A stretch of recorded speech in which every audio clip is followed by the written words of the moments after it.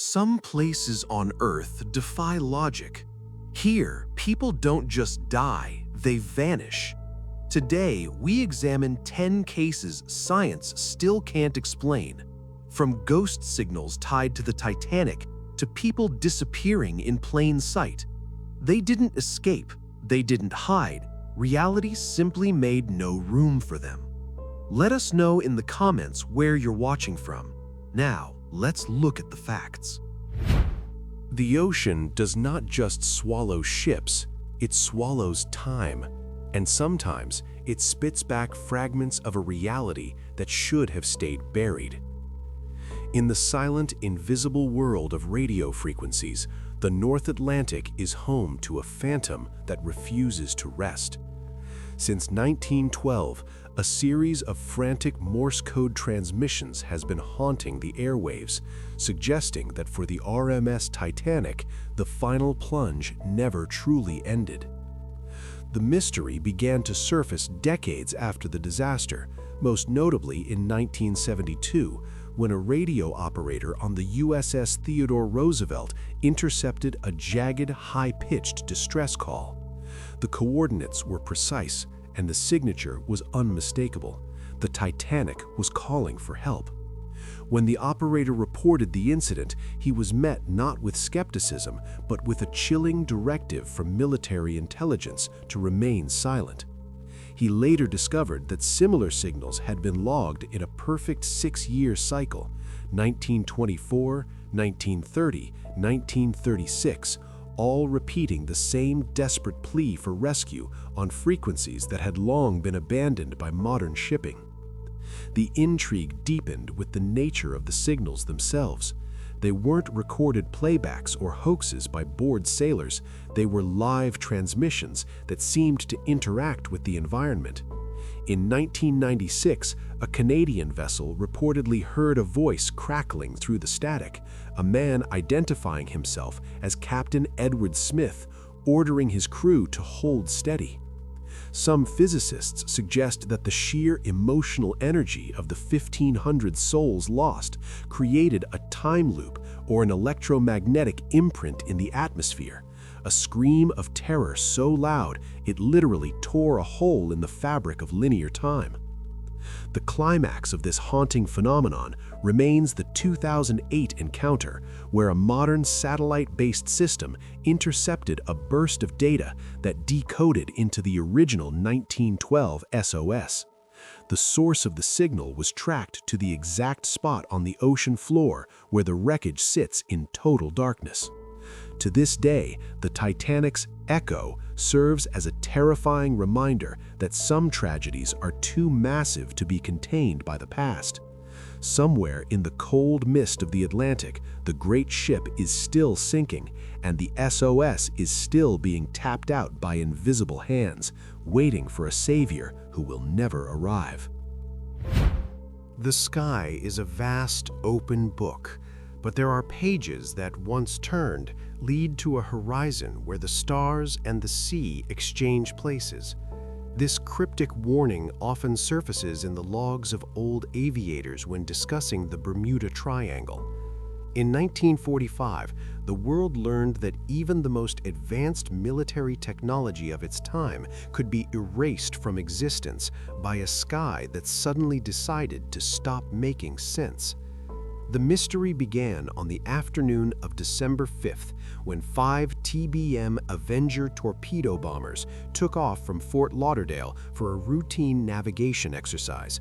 The weather was favorable, and the mission was simple. However, within hours, the voice of the patrol leader, Lieutenant Charles Taylor, crackled over the radio in a state of pure, unadulterated panic. "Everything is wrong," he gasped. "The ocean doesn't look as it should. Don't come after me." Despite having plenty of fuel, the planes began flying in confused circles, their compasses spinning wildly as if gripped by a magnetic fever. The intrigue took a terrifying turn as night fell. A PBM Mariner, a massive flying boat designed for rescue missions, was immediately dispatched with a crew of 13 to locate the lost patrol. Within 20 minutes of entering the search zone, the Mariner also vanished. No distress signal, no explosion reported by nearby ships, just total, silent erasure. In a single evening, 6 aircraft and 27 men had been pulled into a void that left no oil slick, no debris, and no survivors. The climax of the mystery lies in the aftermath of the largest air and sea search in history. For 5 days, hundreds of ships and planes scoured the Atlantic, finding absolutely nothing. The Navy's final report famously concluded that the patrol vanished as if they had flown to Mars. To this day, Flight 19 remains the foundation of the Triangle's legend, a ghost squadron that serves as a reminder that the edge of our world isn't a line on a map, but a moment in the air when the instruments go dark and the horizon simply disappears. The stars are silent witnesses, but the radar screen never lies. It only shows us the moment our reality is overwritten. This chilling observation from Cold War-era air traffic controllers perfectly frames the event over Lake Superior in 1953. In a world gripped by the fear of unknown intruders, 2 men flew toward a blip on a screen, and instead of a confrontation, they experienced a total, terrifying union with the unknown. The mystery began on the night of November 23rd, when an unidentified object was spotted traveling at high speed over the restricted waters of the Great Lakes.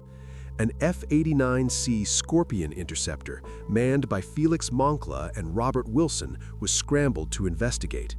Ground control watched with bated breath as the distance between the jet and the intruder closed. On the radar scope, the 2 distinct dots moved closer and closer until, to the horror of the observers, they merged into one single glowing mass. The intrigue deepened when that single blip remained stationary for a few heartbeats before accelerating with physics-defying speed and vanishing into the darkness of the upper atmosphere. The jet didn't explode, it didn't spiral down, it simply ceased to be a separate entity. The Air Force launched a massive search across the frozen expanse of Lake Superior, but even with the best equipment of the 1950s, not a single bolt, wingtip, or drop of oil was ever recovered from the ice or the water. The climax of this enigma lies in the conflicting official explanations that followed. The military first claimed the jet collided with a Canadian plane, then retracted it when Canada proved no such plane existed. Finally, they settled on pilot vertigo, a theory that ignored the very radar evidence the mission was based on. To this day, the Kinross incident remains a haunting anomaly, a case where a state-of-the-art fighter and its crew didn't just crash, they were seemingly absorbed by a visitor from a place that doesn't appear on any map. Subscription, like, and a comment are the best ways to support this channel. Thank you. Let's continue. The mountains of the north do not want to be owned, and those who try to steal their gold often leave behind more than just their shadows. This grim proverb belongs to the Dene people who have lived on the fringes of the Nahanni Valley for generations. In 1975, the legend of the Headless Valley was reignited when explorers stumbled upon remains that proved the valley's dark reputation wasn't just folklore, it was a recurring, grisly reality. The mystery began in the early 20th century with the McLeod brothers found decapitated in their camp, but by 1975, the pattern had become undeniable. Over the decades, dozens of bodies were discovered in the remote, mist-shrouded wilderness of the Northwest Territories. The terrifying commonality? Every single victim was found without a head. These weren't victims of typical wilderness accidents. They were found in their sleeping bags or sitting by cold campfires, their skulls missing, as if claimed as trophies by a silent, surgical predator. The intrigue deepens with the strange environmental anomalies of the valley. Nahanni is home to massive, unexplained sinkholes, hot springs that create eerie, localized mists, and crying limestone caverns. Witnesses and survivors have reported seeing shadow people that move faster than any human and hearing voices that mimic the cries of lost companions. In 1975, specialized search teams noted that even modern technology seemed to fail within the valley's walls. Compasses spun uselessly, and radio signals were swallowed by the dense, unnatural fog. The climax of the mystery is the disturbing lack of tracks. In several cases, including the finds in the mid-70s, there were no footprints belonging to an attacker, only the victim's tracks leading into the camp and nothing leading out. Some believe in a relict species of giant prehistoric hominids, while others suspect the valley itself acts as a gateway to something else. To this day, the Nahanni Valley remains one of the few places on Earth where the price of entry is often your life, and the silent guardians of the gold always collect their due in the most horrific way imaginable. The mountains have a way of calling to the mind, but some voices lead only to the dark. This old chilling warning from the Sierra Nevada foothills took on a physical form in 1978 when 5 young men from Yuba City vanished into a freezing wilderness they had no reason to enter. They left behind a warm, working car and walked directly into a nightmare that defies every law of self-preservation. The mystery began on the night of February 24, after a college basketball game. Instead of driving south to their homes, the group headed far north, steering their Mercury Montego up a treacherous snow-covered mountain road. When the car got stuck in a drift, they didn't stay with the vehicle or walk back towards civilization. Instead, they stepped out into a blizzard and began a long uphill trek into the deep forest. The intrigue turned into pure horror months later when the snow melted. 4 of the men were found dead miles apart, but the discovery of Ted Wire remains the most disturbing element. He was found inside a Forest Service trailer nearly 20 miles from the car. He had survived for weeks, slowly starving and freezing to death, despite the fact that the trailer was stocked with enough canned food to feed all 5 men for a year. The cans remained unopened. A butane tank that could have provided heat sat untouched outside. The climax of this tragedy is the missing logic. Why did they run? A witness later claimed to have seen the car that night, reporting that the men seemed to be following or fleeing someone. To this day, the Yuba City 5 case remains a jagged hole in the map of California. 5 men walked away from safety, ignored the resources for survival, and surrendered to the mountain for reasons that died with them in the snow. In the deep woods, silence isn't just an absence of sound, it's a predator waiting for you to blink. This chilling sentiment from veteran mountain guides hangs over Yosemite National Park like a heavy mist, especially when discussing the case of Stacy Arris. In a wilderness monitored by satellites and expert trackers, she proved that a human being can vanish in the time it takes to snap a single photograph. On July 17, 1981, 14-year-old Stacy was part of a group on a guided mule trip to the Sunrise High Sierra camp. After reaching the cabins, she wanted to take a picture of a nearby lake. She walked toward the water, accompanied by an elderly man from her group who sat down to rest just 50 feet away. Stacy continued the final few steps behind a small cluster of trees. She was in full view of the camp just moments before. She never returned. The intrigue lies in the absolute lack of physical evidence. Within hours, one of the most intensive search operations in the history of the National Park Service was launched. Bloodhounds, helicopters, and hundreds of volunteers scoured every inch of the granite terrain. They found nothing. No footprints in the soft dirt, no torn clothing, and most disturbingly, her camera, which should have been around her neck, was never recovered. It was as if she had simply ceased to exist in the 3 minutes she was out of sight. The climax of the mystery is the unsettling reaction of the authorities. When researchers later tried to access the full investigative files under the Freedom of Information Act, they were met with an unprecedented wall of silence. The government refused to release the documents, citing ongoing investigations decades after the disappearance. This has fueled theories that Stacy didn't just get lost. She encountered something in the High Sierra that the public isn't allowed to understand. To this day, Yosemite keeps its secret, and Stacy Arris remains a phantom of the high country. Some doors lead to rooms, and others lead to the edge of reality, where the path back simply ceases to exist. This unsettling thought often haunts the patrons of the University District in Columbus, Ohio, when they remember the night Brian Schaefer stepped into a crowded bar and deleted himself from the world. In an era of total surveillance, he accomplished the impossible. He vanished from a building with only one public exit, all while the cameras were watching.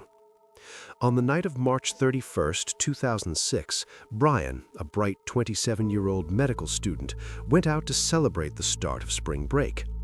Around 1:15 a.m., security footage from the Ugly Tuna Saloona clearly shows him ascending the escalator to the bar's entrance. He was seen talking to two young women, laughing, and then stepping back inside the establishment.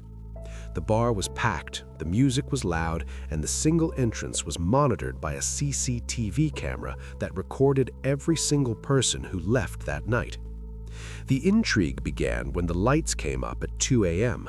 Brian's friends waited outside, but he never appeared. When the police reviewed the tapes, they found something that defied logic. They saw Brian enter, but they never saw him leave. Investigators tracked every frame of footage from the surrounding street cameras and the bar's exit. While every other patron was accounted for, Brian Schaefer was missing. There was no back door accessible to the public, and the only other exit led to a construction site that was deemed nearly impossible to navigate in the dark without being spotted. The climax of the mystery lies in the eerie silence that followed.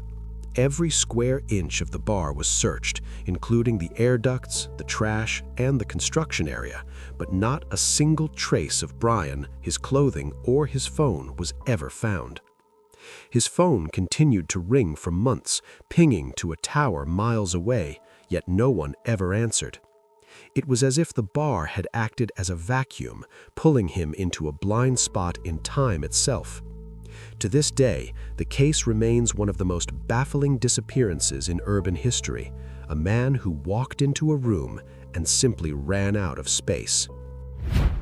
Walls can hold the memory of shadows, and old hotels are more than just stone and mortar. They are collectors of the lost.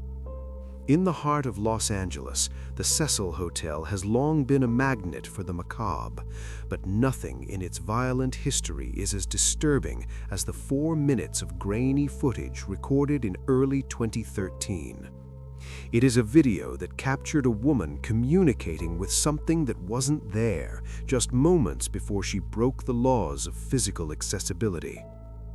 On February 1, 2013, Elisa Lam, a 21-year-old student, was reported missing. When police reviewed the security tapes from the Cecil's elevator, they found a sequence of events that would soon haunt the entire internet.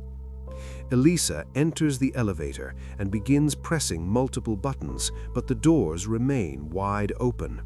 She peeks out into the hallway, jumping back as if hiding from someone. She then begins to move her hands in strange, fluid patterns, almost as if she is talking to or being manipulated by an unseen entity in the corridor.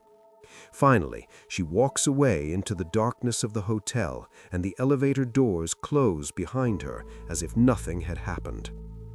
The intrigue deepened when her body was found weeks later, not in a room or a hallway, but inside one of the massive water tanks on the hotel's roof.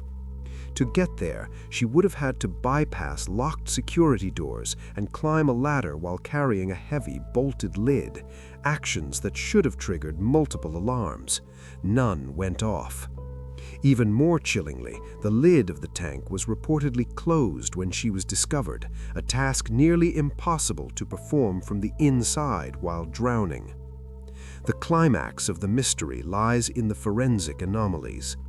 Despite her bizarre behavior, the toxicology report found no illegal drugs or toxins in her system. The elevator itself was found to be in perfect working order, yet it refused to close its doors only while Elisa was inside. To this day, the Cecil Hotel remains a monument to the unexplained. Whether it was a psychological break or a genuine encounter with the hotel's legendary darkness, Elisa Lam left behind a final, silent performance that suggests she wasn't alone in that hallway. The desert has a long memory, but the water has an even longer reach, hiding what was never meant to be found. This grim proverb has become a daily reality at Lake Mead, Nevada. As the water levels of this massive reservoir plummet to historic lows, the receding shoreline is acting like a slow-motion excavation of America's dark heart. What the depths once swallowed is now returning to the surface, piece by agonizing piece. The mystery began to unfold in 2022 when a receding tide revealed a corroded steel barrel stuck in the mud.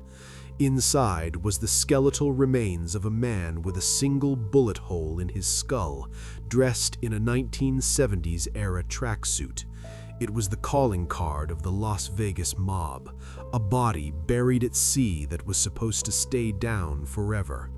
But as the lake continues to dry, more barrels and more bones are emerging from the silt, turning a popular recreation area into a sprawling open-air forensic crime scene.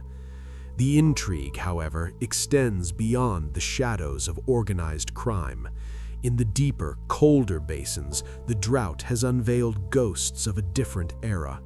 Explorers recently reached the wreckage of a B-29 superfortress that crashed into the lake during a secret Cold War mission in 1948. The plane sat in total darkness for decades, a silent witness to high-altitude atmospheric research that went tragically wrong. Alongside it, entire ghost towns and abandoned 19th-century settlements are rising from the mud, their stone walls intact as if they were waiting for the sun to touch them once again. The climax of the Lake Mead phenomenon is the realization that the water isn't just revealing history, it's exposing a timeline of human disappearance. Each foot of receding water brings a new discovery: sunken speedboats with skeletons still at the wheel, lost weaponry, and artifacts that don't belong to any known era. The lake is talking, and its voice is a chorus of those who went missing during the golden and bloody years of Nevada's expansion. To this day, the drying bed of Lake Mead serves as a terrifying reminder. You can hide a secret under 100 feet of water, but the earth eventually demands its truth back. The land gives life, but the cold of the barrens can take it back in a single heartbeat, leaving nothing but an echo. This ancient Inuit warning took on a terrifying reality in the winter of 1930. Joe LaBelle, a seasoned fur trapper, sought refuge from a brutal storm at an Inuit village on the shores of Lake Anjikuni. He expected the usual warmth of a bustling community. Instead, he stepped into a nightmare of absolute, unnatural stillness. The mystery began the moment LaBelle entered the settlement. He found the village of 2,000 people completely empty. There were no signs of a struggle, no tracks in the fresh snow leading away, and no indication of a planned evacuation. In the stone huts, pots of caribou stew were still hanging over cold fires, and half-sewn sealskin garments lay on the floors with needles still stuck in them. It was as if every man, woman, and child had simply ceased to exist in the middle of a mundane sentence. The intrigue turned to horror when LaBelle checked the outskirts of the camp. He found the village dogs, 7 of them, still tied to their posts. They had died of starvation despite being surrounded by cabins full of food. Even more disturbing was the discovery that the ancestral graves at the edge of the woods had been meticulously emptied. The frozen ground had been dug up and the bodies removed, a task that would have required immense effort and violated the most sacred Inuit taboos. The climax of the mystery remains the official report by the Royal Canadian Mounted Police. During their investigation, they witnessed strange, pulsating blue lights in the sky above the lake, lights that did not behave like the aurora borealis. Despite an exhaustive search covering hundreds of miles of frozen tundra, not a single one of the 2,000 villagers was ever seen again. To this day, Lake Anjikuni remains a hollow spot on the map, a place where an entire civilization was erased, leaving behind only the starving howls of the wind and a silence that refuses to be broken. If you found this interesting, subscribe to the channel and support the video with a like. Thanks for watching. See you in the next episode.